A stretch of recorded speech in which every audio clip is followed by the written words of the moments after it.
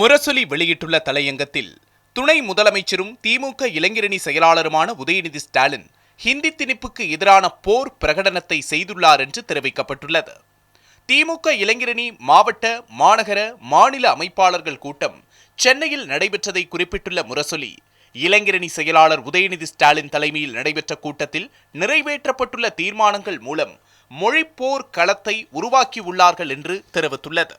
முதல் மொழிப்போரை முன்னின்று நடத்திய தந்தை பெரியார், இருமொழி கொள்கையை காத்த பேரறிஞர் அண்ணா, ஓடி வந்த இந்தி பெண்ணே நீ நாடி வந்த கோழையுள்ள நாடு இதுவல்லவே என்று 13 வயதில் தமிழ் கொடி ஏந்திய முத்தமிழறிஞர் கலைஞர் ஆகியோரின் வழியில் திமுக தலைவர் தலைமையில் இளைஞரணி செயலாளர் வழிகாட்டுதலில் ஒன்றிய அரசின் ஹிந்தி திணிப்பு முயற்சியை முறியடித்து மொழி உரிமையை நிலைநாட்டுவோம் என்று அக்கூட்டத்தில் தீர்மானம் நிறைவேற்றப்பட்டுள்ளது.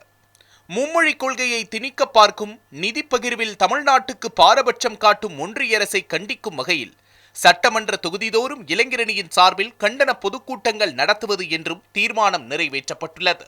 காலந்தோறும் அவர்கள் இந்தியை திணித்துக் கொண்டே இருக்கிறார்கள், நாமும் எதிர்த்து கொண்டே இருக்கிறோம். திணிப்பது உன் வழக்கம், எதிர்ப்பது எமது கடமை என்ற புரட்சி கவிஞர் பாரதிதாசனின் கவிதை வரிகளை சொல்லி திராவிட நாயகன் முதலமைச்சர் மு.க.ஸ்டாலின் எழுச்சியூட்டி இருக்கிறார் என்று முரசொலி தெரிவித்துள்ளது. ஓர் இனத்தை அடிமைப்படுத்த வேண்டுமானால் அந்த இனத்தவர் பேசும் மொழியை முதலில் அழித்துவிடு என்பது ஆதிக்க வர்க்கத்தின் வழிமுறை. அத்தகைய ஆதிக்க சிந்தனையின் அடிப்படையில்தான் ஹிந்தி திணிக்கப்படுகிறது. உங்களுக்கு நான் பணிவன்போடு தெரிவித்துக் கொள்வேன், இது மொழி பிரச்சனை அல்ல, இது ஆதிக்க பிரச்சனையே தவிர மொழி பிரச்சனை அல்ல என்று பேரறிஞர் அண்ணா தெளிவாக சொன்னார். அந்த ஆதிக்கத்தை ஏற்க மாட்டோம் என்பதன் அடையாளமாக அதனை எதிர்த்து தொடர்ச்சியாக போராடி வருகிறோம். ஹிந்தி திணிப்பு எதிர்ப்பு போராட்ட வரலாறு என்பது 1938 ஆண்டே தொடங்கிவிட்டது. சுயமரியாதை இயக்கம், நீதி கட்சி என இயங்கிய காலம் அது. தமிழறிஞர்களும் இறையியலாளர்களும் அரசியல் தலைவர்களும் ஒன்று சேர்ந்து நடத்திய போராட்டம் அது. 1940 வரையில் 2 ஆண்டு காலம் தொடர்ச்சியாக நடந்தது. தமிழ்நாட்டில் சுத்த தமிழர்கள் எத்தனை பேர் இருக்கிறார்கள் என்பதை கண்டெடுப்பதற்கான போர் என்று இதனை தந்தை பெரியார் சொன்னார். ஆரிய சூழ்ச்சிக்கும் திராவிட வீரத்துக்குமான போர் என்று சொன்னார். ஹிந்தி கட்டாய பாடம் என்ற உத்தரவு திரும்ப பெறப்பட்டது. மீண்டும் 1948 ஆண்டு ஹிந்தி எதிர்ப்பு களம் தமிழகத்தில் அமைந்தது. அப்போது திராவிடர் கழகமாக செயல்பட்ட காலம்.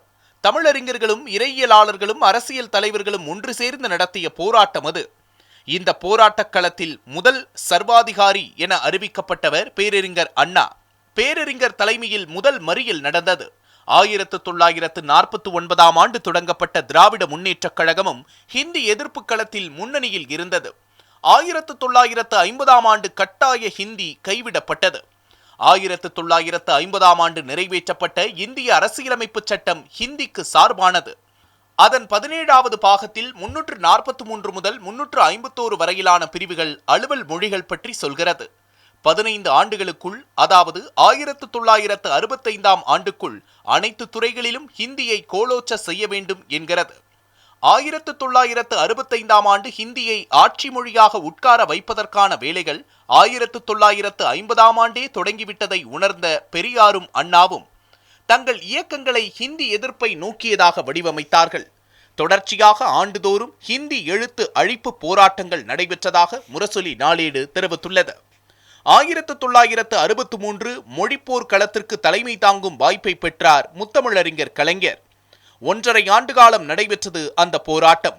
அதுதான் இறுதியில் 1965 மொழிப்போராக வெடித்தது. மாணவர்கள் அப்போர்க்களத்தில் மாவீரர்களாக வலம் வந்தார்கள். அந்த போராட்டத்தை தூண்டியதாக தேச பாதுகாப்பு சட்டத்தில் கைதாகி பாளை சிறையில் அடைக்கப்பட்டவர் முத்தமிழறிஞர் கலைஞர். இதன் தொடர்ச்சியாக ஹிந்தி திணிப்பை தலைவர் மு.க.ஸ்டாலின் அவர்கள் எதிர்த்தே வந்தார். 2012 ஆண்டு NCERT வெளியிட்ட பாடப்புத்தகத்தில் 1965 மொழி போராட்டத்தை கொச்சைப்படுத்தும் கருத்துப்படம் இடம்பெற்றிருந்தது. அதனை தலைவர் மு.க.ஸ்டாலின் கடுமையாக எதிர்த்தார். அதன் பிறகு அந்த கருத்துப்படம் நீக்கப்பட்டது. உள்துறை அமைச்சர் அமித்ஷா ஹிந்திக்கு ஆதரவாக பேசி வந்தார்.